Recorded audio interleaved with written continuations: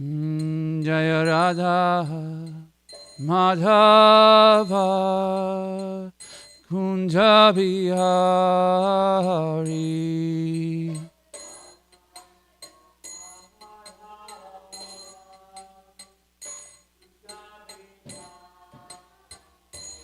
Jaya Gopi Chanavallabha Girivaradari.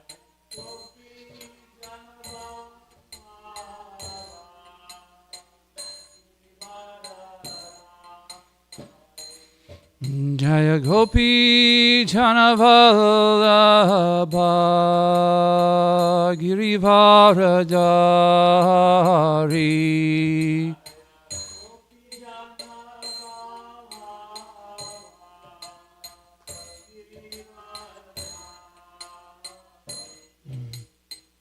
Yashodhanandana Brajajana Ranjana.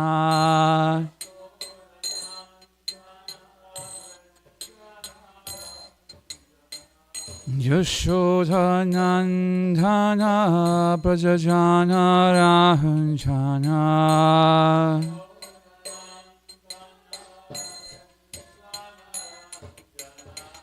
Yamuna Tiravanachari.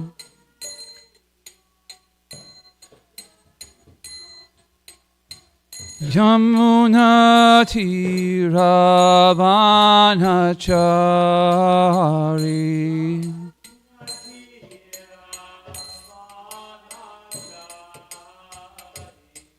Jaya Radha Madhava Kunja Bihari.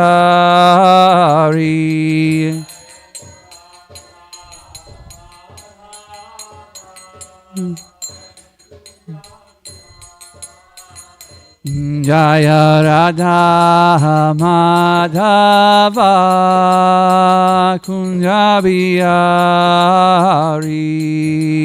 Radha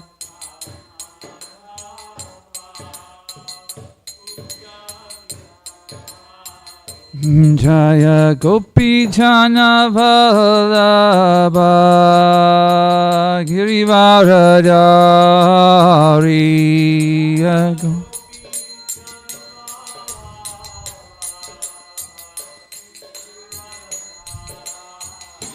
Jaya Gopi Chanavallabha Girivaradari.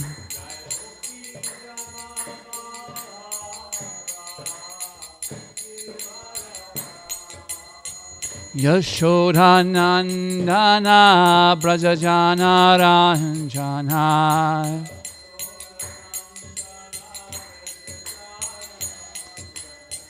Yashodhanandana Brajajana Ranjana.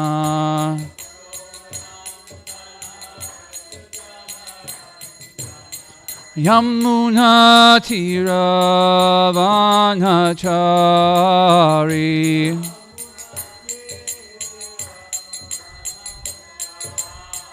Yamuna Tiravanachari.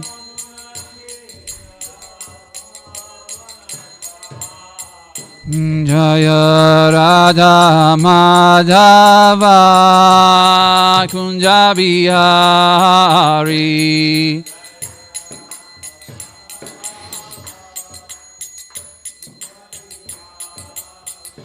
Jaya Radha Madhava Kunja Bihari.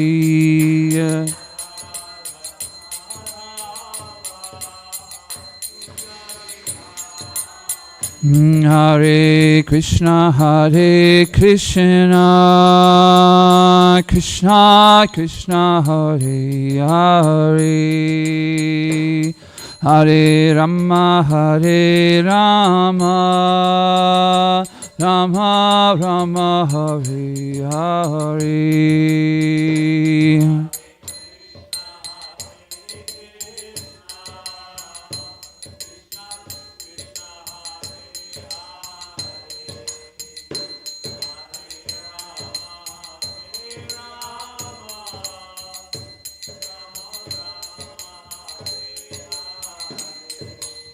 Hare Krishna, Krishna Krishna, Hare Hare, Hare Rama, Rama Rama, Hare Hare.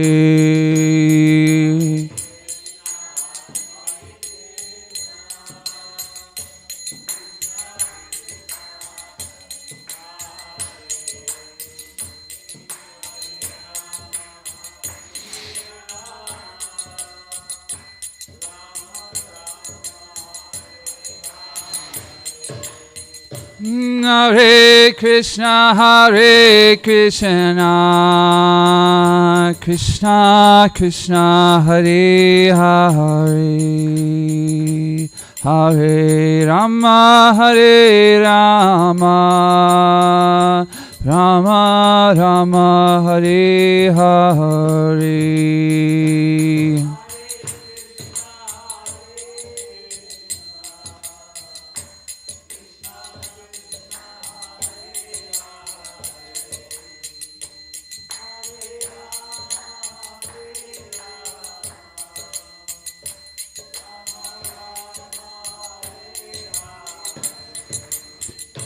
Jaya Radha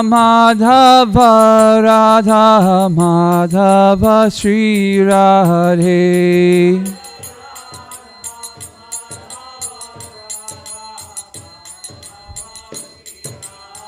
Jaya Radha Kalashanji Sri Radhe.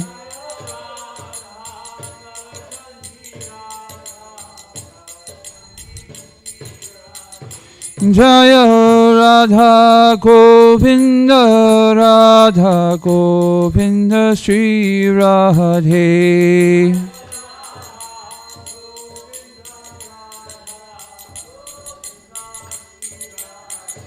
Jaya Radha Shamasundar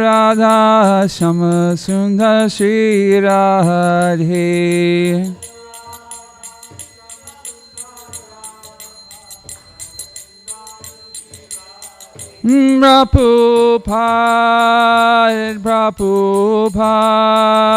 Prabhupada, Jaya Prabhupada.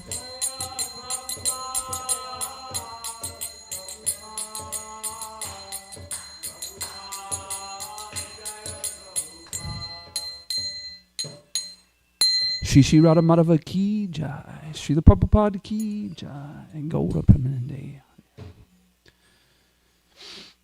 Om Namo Bhagavate Vasudevaya.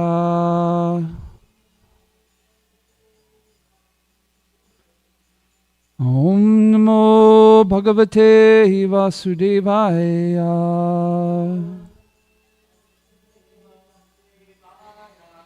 Om Namo Bhagavate Vasudevaya.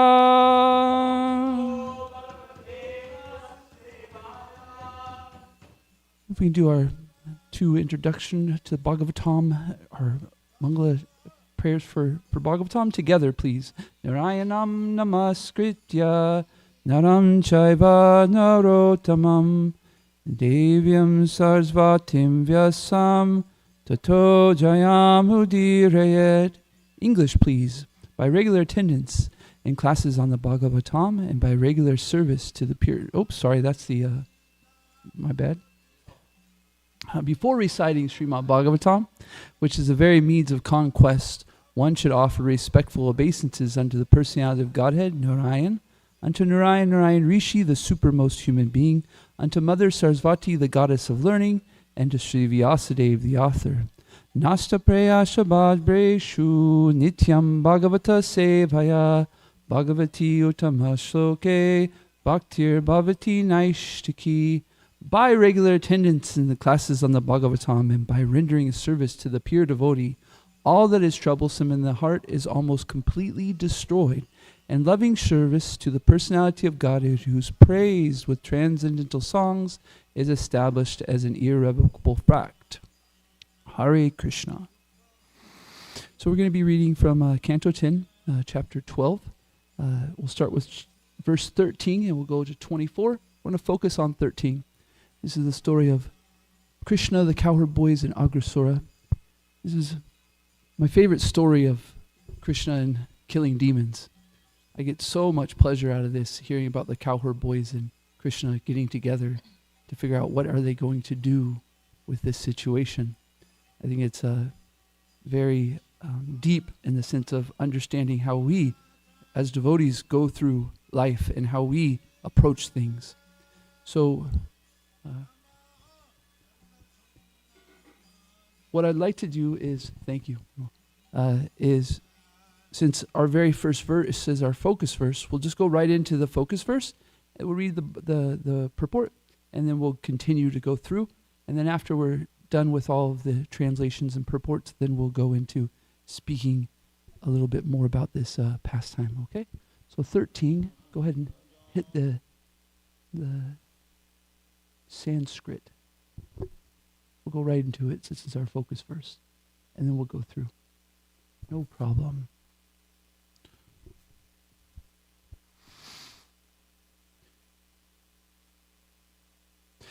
Atyaga namabat patama. Can somebody give me the tune, please? Go look. Is that it? Atyaganam bhayapatam mahasururas. Atyaganam bhayapatan mahasuras.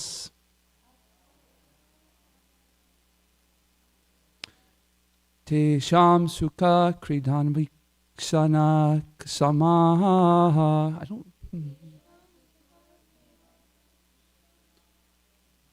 Tesham sukha kridanana viksana ksamaha. Nityam yadur antarnija jiviti pusubhi.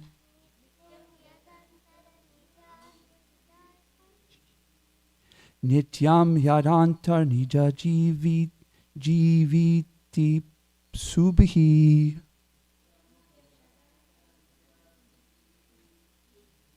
Pitam ratyar api amara pratikshayate.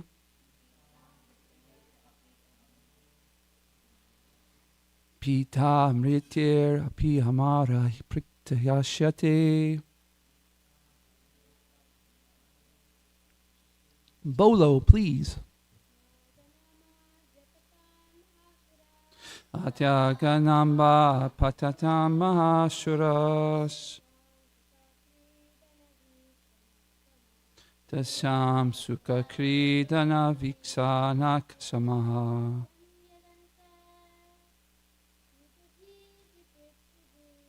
Nityam yadorantar nija jivati subhuvi.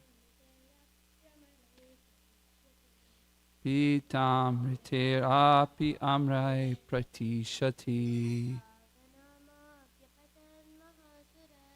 Atagyanama bhayapatam mahasuras.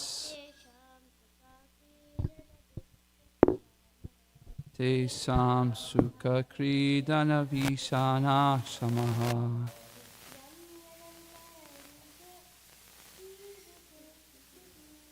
Nityam yadantar nijajita hisubihi.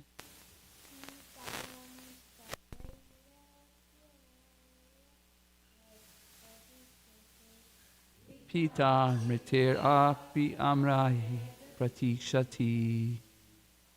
One more.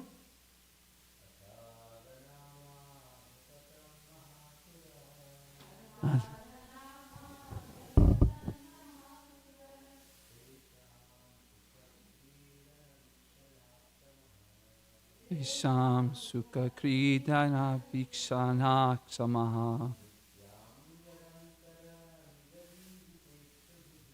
Nityam yadanta nija jiviti subhi. Pitam ratir api amre Shati. Word for word. Together, please. Atya, thereafter. Aganama, a very powerful demon by the name of Agya. Abhyapantyat, appeared on the spot. Maha Asura, a great, extremely powerful demon. Te Syam, of the cowherd boys. Sukha Kridan, the enjoyment of their transcendental pastimes. Vikshana Aksamaha, being unable to see, he could not tolerate the transcendental happiness of the cowherd boys. Nityam, perpetually. Yat Antyaha, the end of life for the Agashura. Nija Jivitya Ipusubhi, just to live undisturbed by Agashura. Pita Amritya Api, although they drink nectar every day. Amrai, by such demigods. Pratikshayati was also being awaited. The demigods were also awaiting the death of the great demon Agashura. Translation and purport by His Divine Grace A.C. Bhaktivedanta Swami Srila Prabhupada Ki Jai. My dear King Parikshit. My dear King Parikshit, thereafter there appeared a great demon named Agashura, whose death was being awaited even by the demigods. The demigods drank the nectar every day, but still they feared this great demon and awaited his death. The demon could not tolerate the transcendental pleasure being enjoyed in the forest by the cowherd boys. Please repeat. My dear King Parikshit. Thereafter there appeared a great demon named Agashura, whose death was being awaited even by the demigods. The demigods drank nectar every day, but still they feared this great demon and waited his death. This demon could not tolerate the transcendental pleasures being enjoyed.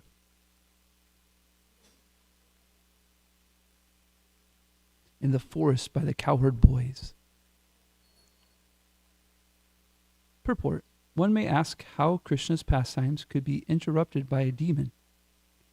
Sri Vishwanath Chakravarti Thakur answers this question by saying that although the transcendental pleasures being enjoyed by the cowherd boys could not be stopped, unless they stopped the transcendental pleasure of their various activities, they could not eat their lunch.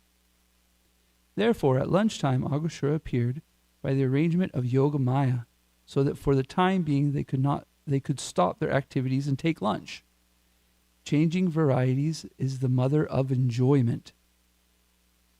Cowherd boys would continuously play, then stop, and then again enjoy in a different way. Therefore, every day the demon would come and interrupt their sporting pastimes. The demon would be killed, and then the boys would engage again in their transcendental pastimes. Hare Krishna. Okay, if we could read the translations, 14, please. We'll continue to, I think it's 24 we go to. Yeah, 24.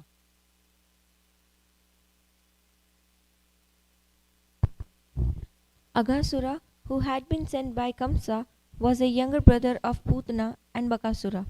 Therefore, when he came and saw Krishna at the head of all the cowherd boys, he thought, "This Krishna has killed my sister and brother, Putana and Bakasura. Therefore, in order to please them both, I shall kill this Krishna, along with his assistants, the other cowherd boys." Demons can't stand the pleasure of Krishna and the cowherd boys. Aghasura thought, if somehow or other I can make Krishna and his associates serve as last offerings of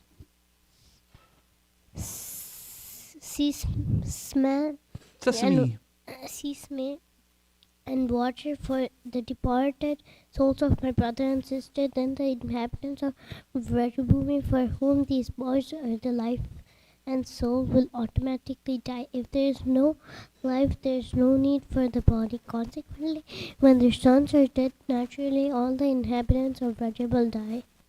If there is no life, there is no need for the body. Wow. After thus deciding, that crooked Aghasura assumed the form of a huge python, as thick as a big mountain and as long as 8 miles.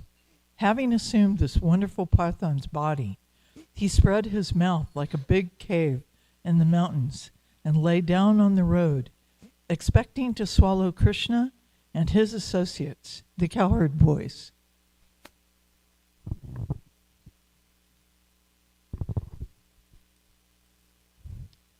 His lower lip rested on the surface of the earth. His upper lip was touching the clouds in the sky. The borders of his mouth resembled the sides of a big cave in the mountain, and the middle of his mouth was dark as possible. His tongue resembled a broad traffic way. His breath was like a warm wind, and his eyes blazed like fire.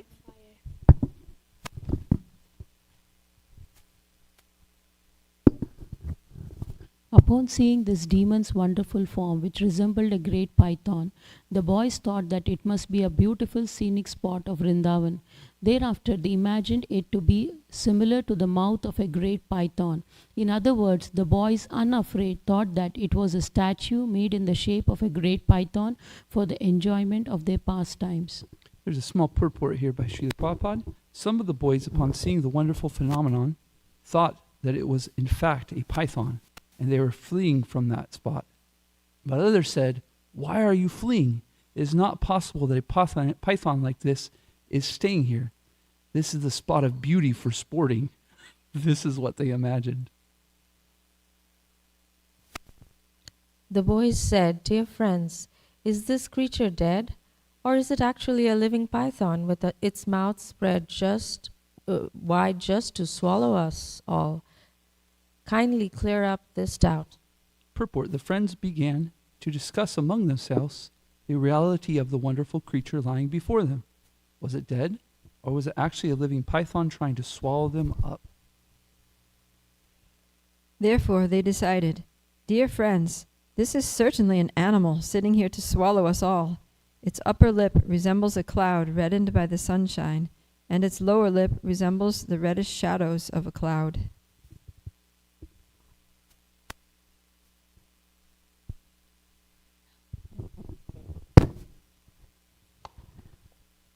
On the left and right, the two depressions resembling mountain caves are the corners of its mouth, and the high mountain peaks are its teeth.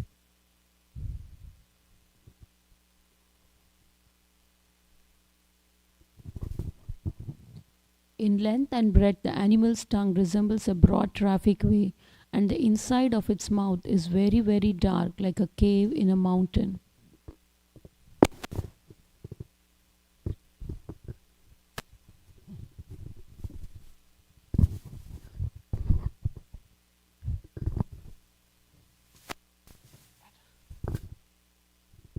The hot fiery wind is the breath coming out of his mouth, which is giving off the bad smell of burning flesh because of all the dead bodies he has eaten. Krishna book, Srila Prabhupada says it smelled like fish, his intestines.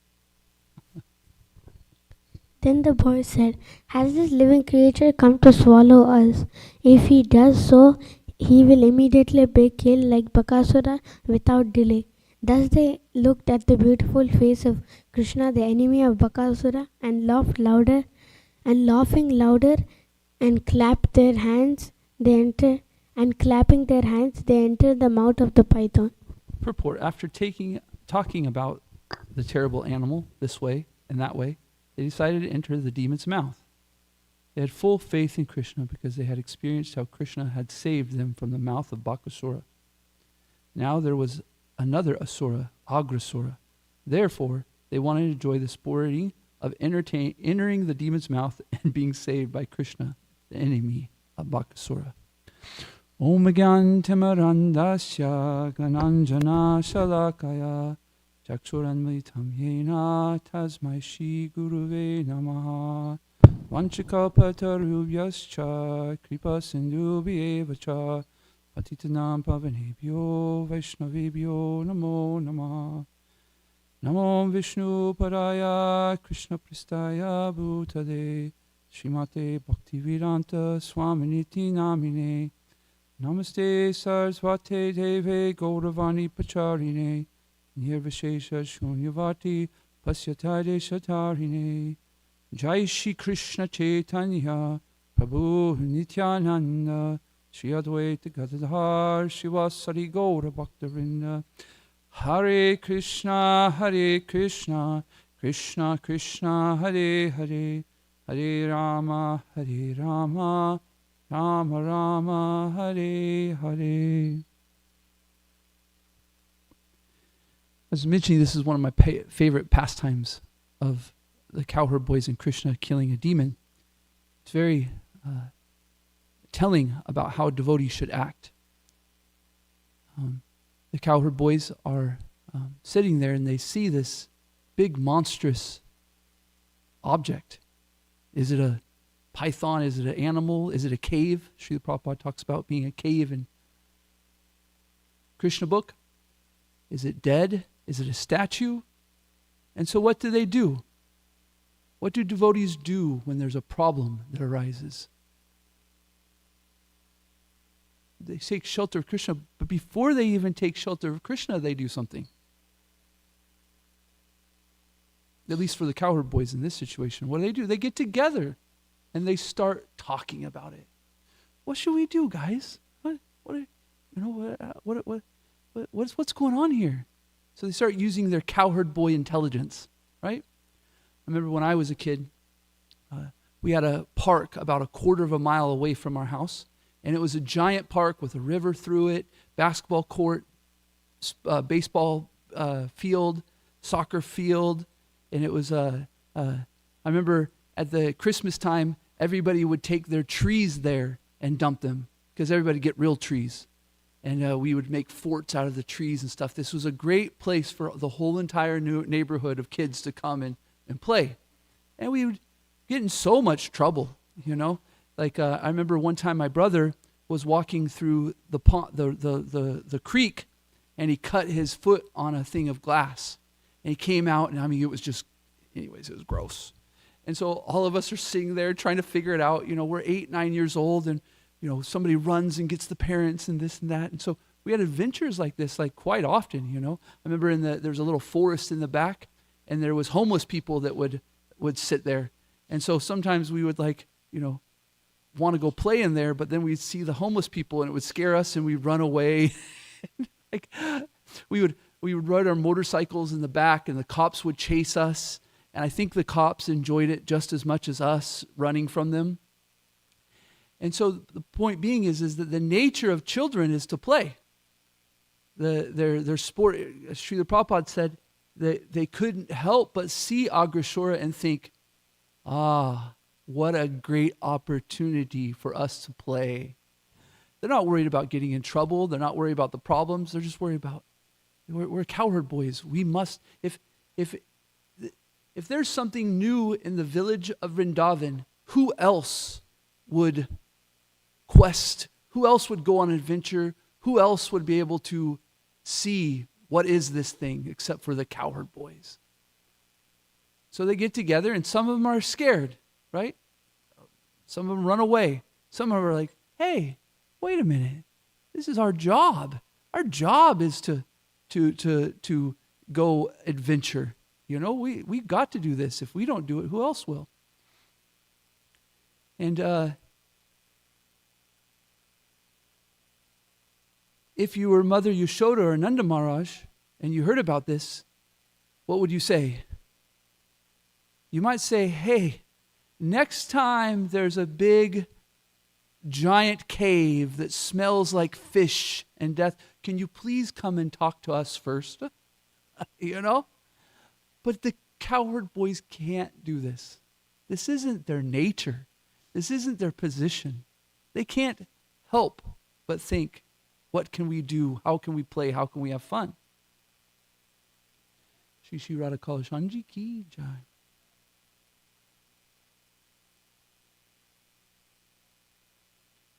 So this is a great example of what we should do as devotees. The cowherd boys are friends. They're like-minded. And so we should have our sangha of like-minded devotees that are getting together and thinking about how they can adventure for Krishna.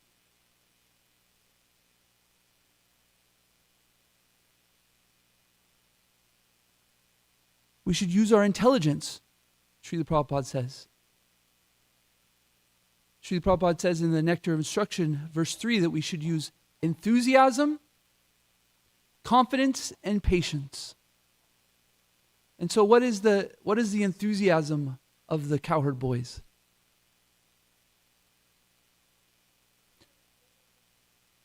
Okay, they've got to take action on this, right? What is our action that we're going to do?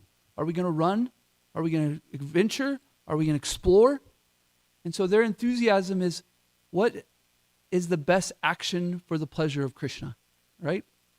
Srila Prabhupada says this is the definition of enthusiasm. It's to act. The act for who? For Krishna's pleasure. But they're not just acting at their own whims or their own desire or their own thought. They have a great confidence. Srila Prabhupada says that because of Krishna killing Bakasura, they already have this great confidence of Krishna that surely he will kill all the demons, right? So Srila Prabhupada says in the Nectar of Instruction, he says that confidence is, surely Krishna will give me what I need to perform devotional service, and surely he will protect me. Do you ever get concerned that you don't have any service? You ever have that experience? What's my service? What am I to do for Srila Prabhupada? What am I supposed to do for my Guru Maharaj? What am I supposed to do for my community? I think this question comes up a lot in devotees. What is my service, you know? And so confidence is that Krishna will give us service. He will give us the intelligence of how to serve, and he will protect us in that service. So the cowherd boys here have great confidence that Krishna will surely protect them. And he's giving them the intelligence of what they should do. And that's adventure, right? And then we have patience, right? Srila Prabhupada says this is the toughest of all, is to have patience. He mentions that he gives the example of a married couple and having children, that they have to be patient to have children, right? And so the cowherd boys here, you know, we're going to hear in this adventure that they have to perform a little bit of patience. There's a little bit of scary things that are going to happen, right? But they have that confidence, and they are eagerly waiting Krishna's help. So the important thing in here that we could consider is that as devotees, we can focus on what is our position. Who are we as devotees? I was talking to somebody just the other day, and they were talking about how if we look back in our past, we can see that Krishna was with us all of our life. And I've had this experience also. As a matter of fact, if you go to Vrindavan, and Braj Prabhu will take you through a prompt where he asks you to write your whole life out and tell it to Krishna. Write it out. And so many people see through telling that story to Krishna of their life, oh, you were with me the whole entire time. I remember thinking about my mom's attitude as I was growing up, and my father's attitude as I was growing up. And there was two prominent mottos I could say that my parents lived by. My mom's motto was, don't worry, be happy. That was my mom's attitude. Like, I don't know how it's going to happen. Just be happy. That was a very nice motto for a kid, you know. And my dad's was, don't worry. If everything is going well, life is going to come and kick you in the behind. So if you're feeling like life's going well, don't worry, Nathan. It's going to come and kick you in the... And I was like, wow, that's like... So then I put these two philosophies together. Oh, yes, that is life. Life is good. You're going to be happy, and there's problems are going to come. This is the material world, right? And to a certain degree, we can see that even in Krishna's pastimes, they're having fun and some kind of problem comes, right? But don't worry, be happy. Be happy. Be confident that Krishna will surely protect us. And so when I was in India here with my Guru Maharaj last month, my prayer to travel, I learned from Prabhupada Priya and Brihat Mridanga Prabhus that when you go to India, you should come with a prayer. You should come with an intention of how you want to, how you want to grow in your travels. The first time I went, I had a prayer, and this prayer this time was, I wanted to understand my service for Srila Prabhupada deeper.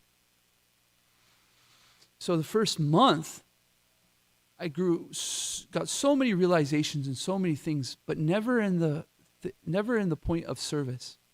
But then one time we're sitting in Mayapur and we're sitting in Srila Prabhupada's room, and Hanumat Prashak Swami says, I remember 20 years ago or 30, 40 years ago, some time ago, I was sitting here and I was praying to Srila Prabhupada about what my service was. Inside me went ding, ding, ding, like, whoa, this is amazing, My Guru Maharaj was also in India praying for understanding of his service. And then he goes into the story and he never even touches on it. I'm like, oh my gosh, what? So later I went up to him and I asked him, I said, Maharaj, did you get any reciprocation from Srila Prabhupada on what your service was? He said, no. I was kind of like, whoa. He says, we don't actually get realization on our service. We get realization and encouragement from Guru on our position. I was like, what the heck does this mean? Like, totally 360'd, 180'd my perception of going to India, right? Because I was really, this prayer was, how am I going to serve? And wow, I can come to the Holy Dham and pray for what my service is, and I likely won't even get an answer. I mean, even my Guru Maharaj wasn't getting an answer. So then it totally shifted to me to think about what is my position. And that doesn't mean position necessarily in the sense of what am I a temple president at GBC? Am I a priest? Am I a Brahma? That's part of one position for us. But another position is, who are we as a devotee? What level are we on? Are we Uttama? Are we Madhyam? Are we Kanishtas? Okay, we should have a little bit of understanding what our position is. We should understand the position of our nature.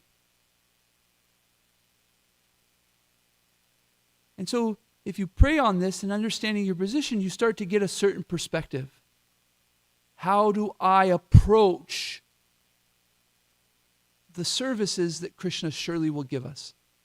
And so the cowherd boys, their position, their nature, their perspective, their attitude,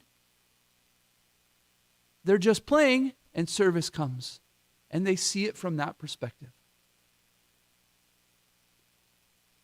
Not, we should go ask Mother Yashoda, we should ask Nanda Maharaj. No, they're sure of their position to play and to enjoy. And so we also have a position, a nature, a situation that we're in, and we can understand and pray about that more to understanding. And then when service comes to us, then we know how to approach it. Service is coming all the time. But often we can't even see it when it's in front of us because we're too busy thinking about our service. We're too busy thinking about this service or that service. But service is right in front of us. But if we come from what is my position, what is my place, my perspective about how I go about my devotional service, as I was speaking, part of my nature or my position is, don't worry, be happy, and things are going to happen, and it's going to hit the fan, and that's just the way life is. And so you'll see often that I don't get too, I'm not saying all the time, of course we have, situations where Krishna, is pushing us to grow and stuff, but quite often I kind of take things as that, of course there's something falling down. Of course there's something bad happening. So of course the world's falling. The sky's falling. That's what it is, right? Of course the sky's falling. The sky is always falling. It fell last week. It fell yesterday, and it'll probably fall again in the future. But you know what? I always live. I always get through it. And matter of fact, if I do it in the proper attitude, there's so much growth in it. Krishna gives so much realization. So, in the translation, one of these translations, it said that let me see if I can find it. Aghasura is mentioning that if there is no life, there's no need for a body.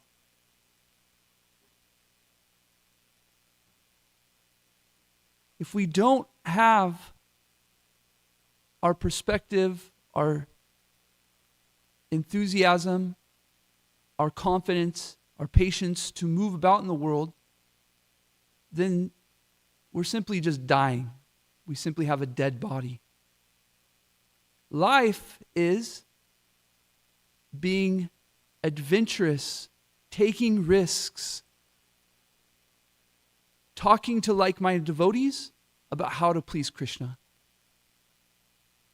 And if you do this, and you live a life like this, where you're so determined to do something that will please Krishna, you surely will get in trouble. You surely will come against problems. The cowherd boys are dying in Aghasura. Did they make the wrong choice? Of course not. The cowherd boys never make the wrong choice.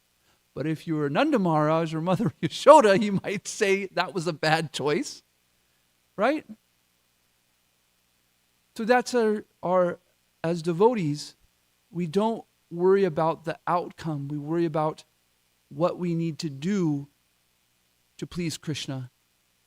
And we can be rest assured there's going to be troubles. We're going to upset somebody. Somebody's going to be disappointed. Somebody's going to be happy. But Krishna will surely save us. Krishna will protect us. And we'll gain a lot from it. We'll gain so much trust in Krishna.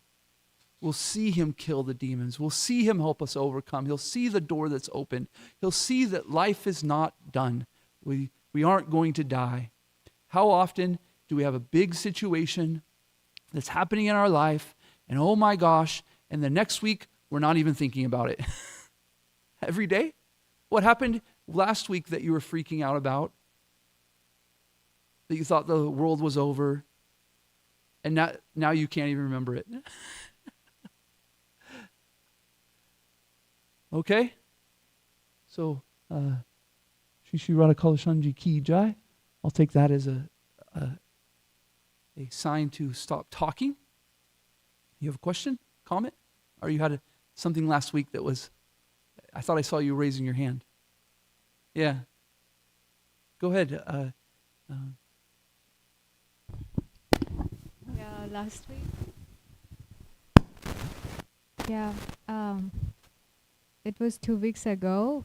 My mom had heart problem and she was admitted to the hospital. I was freaking out here. And now she's fine. So yeah, I don't even remember now. So I just remember what you said. I could connect with that.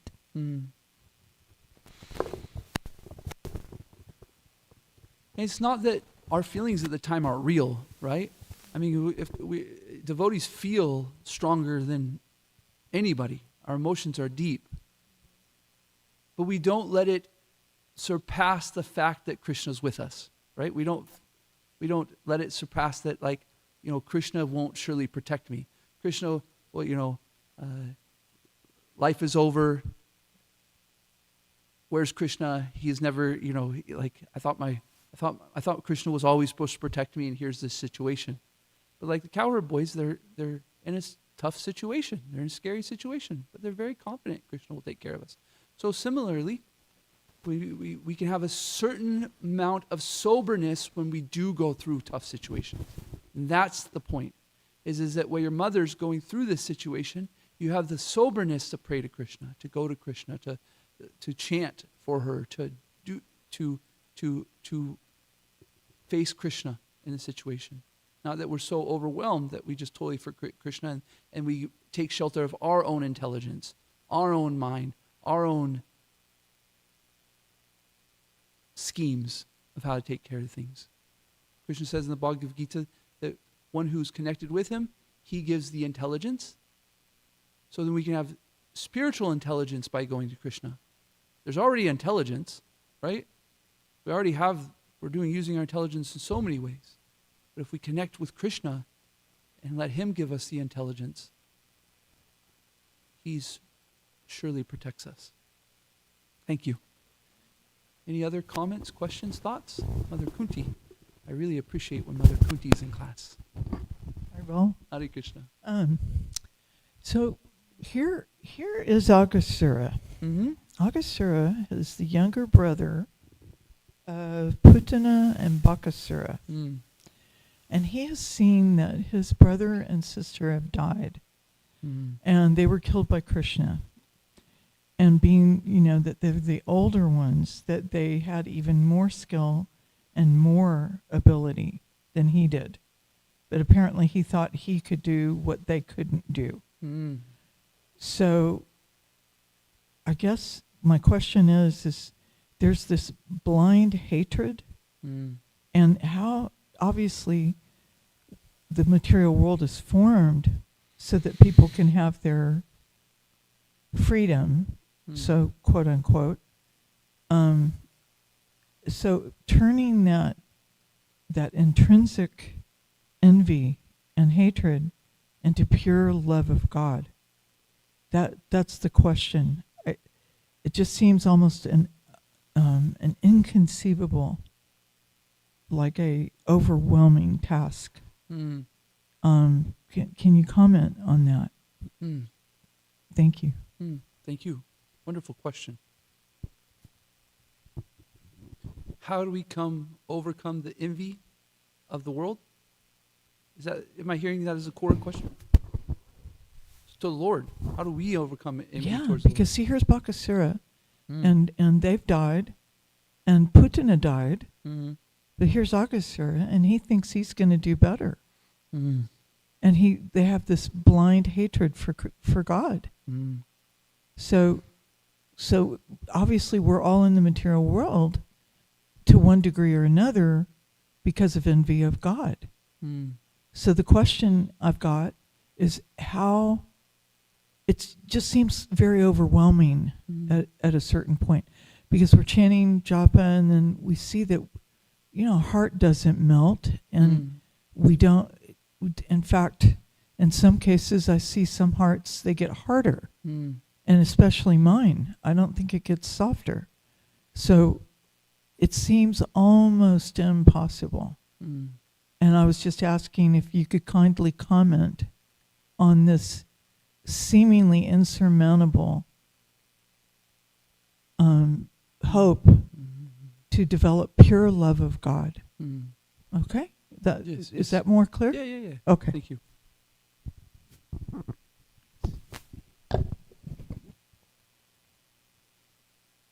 Well, it is impossible. It is impossible. Yeah. We're in a situation where we put ourselves in, and it is actually impossible. But this is a wonderful thing about Krishna, that Krishna can make the impossible possible. And so,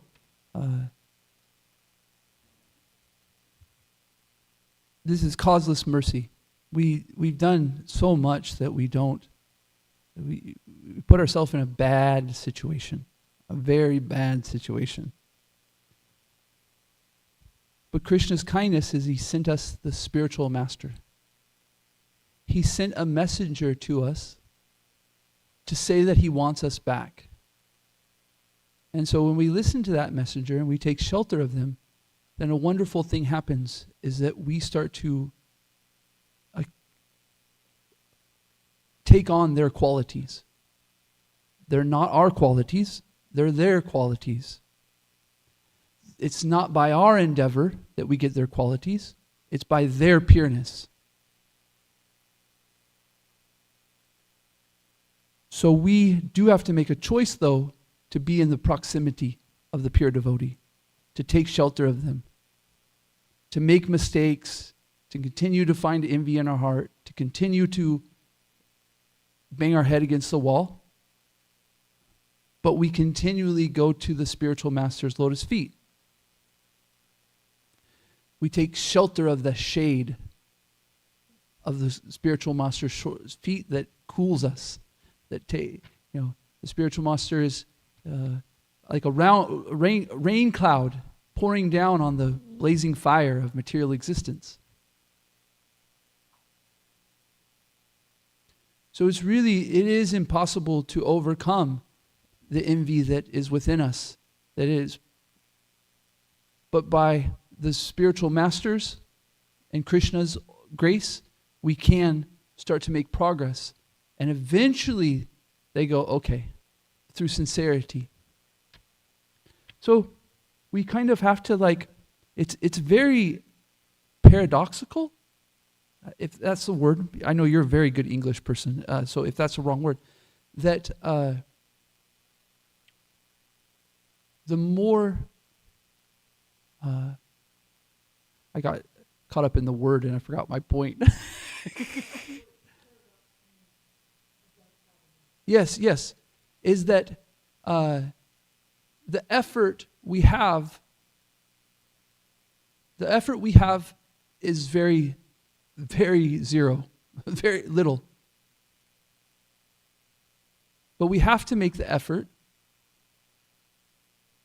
and then that effort becomes the mercy of the spiritual master to help us overcome the ocean of material suffering, right? It makes it become a size of a calf hoof that we can walk over. So the paradox is that our effort makes no difference, but yet we must make effort with the dependency on the spiritual master and the holy name. And so then we'll go through it and we'll see that our envy is that I made this effort, I made this austerity, I'm doing this, and so therefore I deserve. So then we have to even purify that misunderstanding. I heard once in class one time we were talking about that the outcome is not dependent on us, and that Krishna's the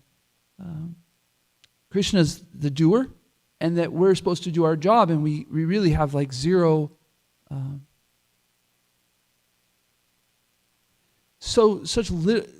Basically zero.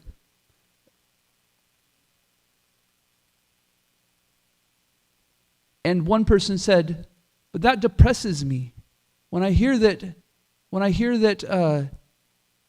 there's nothing I can do, there's nothing that my endeavor can bring about, it makes me not want to do it. And this is so true. It was such a good answer, because this is our envy, is that if it isn't for me, then why do I do it? But we have to overcome it, that it isn't for me, and I'm doing it out of act of love. I'm doing it simply for I don't know what's going to happen, So this is how we overcome our envy, is becoming completely dependent on the holy name and the spiritual master. Hare Krishna. Thank you for a wonderful question. Interestingly, among these siblings, Putana, as we know, each of these demons, they represent some anarthas within us. Putana had duplicity and envy, right? As Mother Kunti said. But look at the magnanimous aspect. Kamvadayalum. Because she had one small little desire expressed in her past life, as Ratnamala, daughter, or sometimes they say she was sister of Balimar. Krishna just focused on that, magnified that particular aspect, right? So even, please correct me if I'm wrong, in case of Agasur gave little bit of enjoyment A little bit of, okay, to the coward boys, right? yeah. So Krishna's most wonderful quality is that he attracts the hearts, and if we allow ourselves to be attracted even once, Mm. right, that's enough. Mm. And she was given the position of his mother in the spiritual world. Most of the demons, probably they were not attracted, and they were given the Sayuja Mukti. I thought that was interesting. Mm.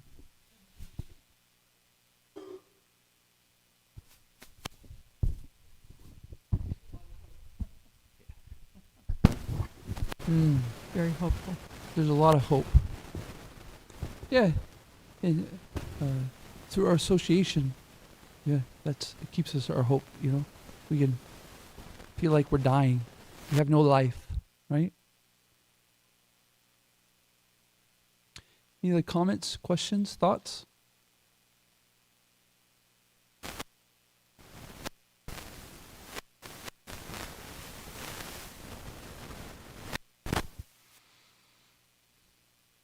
Kukulananda Prabhu. Speaking about the service that you mentioned in your class, I was thinking one aspect is Rishikena Rishikesha Sevanam Bhaktirchate. When we engage all of our senses Mm.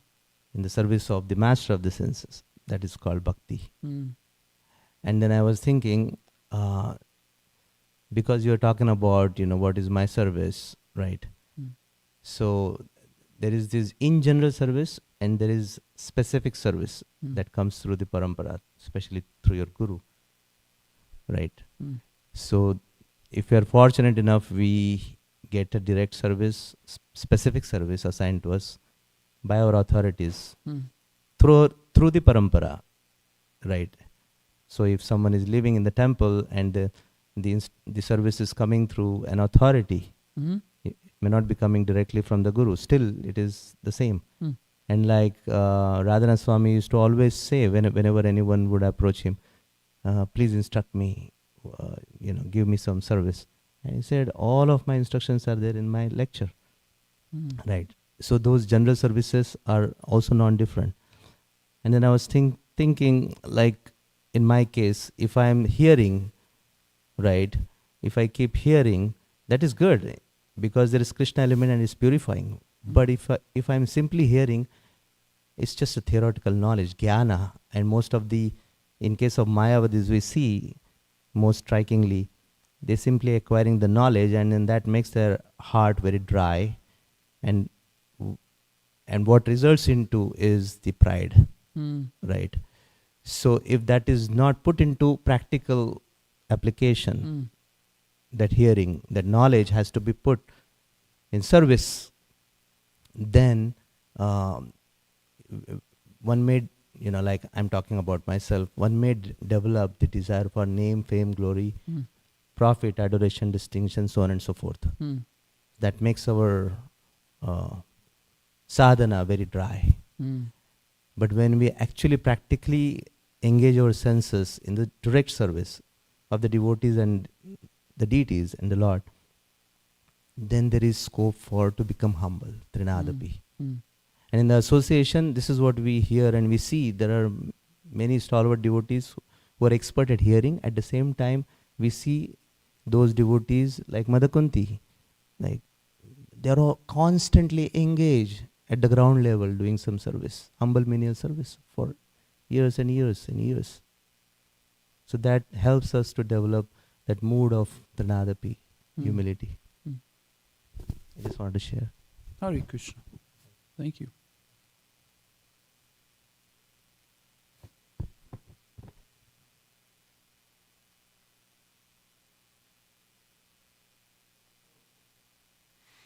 Enthusiasm. Got to take action. Yeah. Right? If we don't take action, then we can't get more understanding.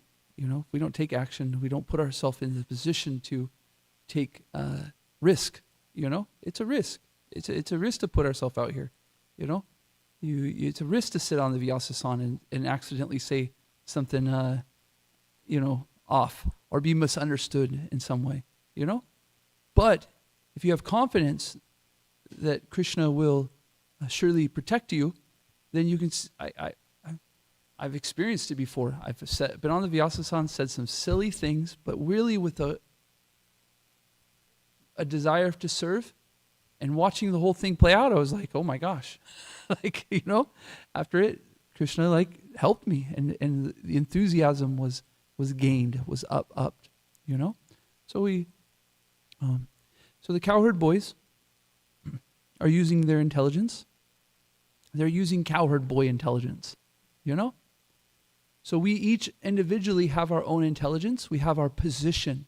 We have our perspective, the way that we go about our service, and we should be very confident to take action on it, not be scared that there is going to be some trouble from it.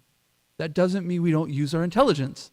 We have to use the intelligence, but we should be very confident that we have action to take, enthusiasm to use, and there will be great gain by having this attitude, by moving forward in this way. Srimad Bhagavatam ki jai, Srila Prabhupada ki jai, Gaura Pramanande Hari Hari Bol. Vanchakalpatarubhyascha, Kripa Sindhubhyeva cha Patitanam Pavanebhyo Vaishnavebhyo Namo Namaha. Antikoti Vaishnava Vrinda ki jai. Srila Prabhupada ki